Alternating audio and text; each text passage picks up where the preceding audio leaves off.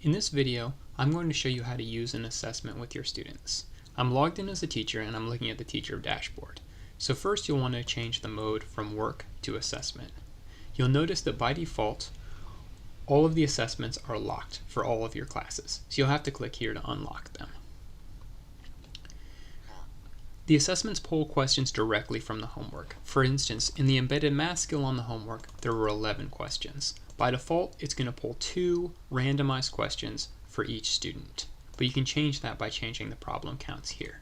Make sure you adjust the problem counts before your students access the assessment. You can preview the assessment by clicking here.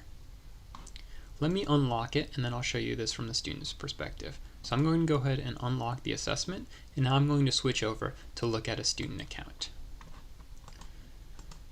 So as a student, I'm going to click on Access Assessment, and notice that in assessment mode, the top bar turns black.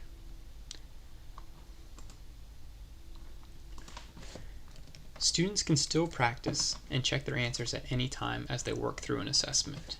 But the difference is, if they get an answer wrong, it's going to gray out and show with this X, and they can't fix it immediately like they can on the homework. However, once they've tried all of the questions, they can go ahead and click Finalize.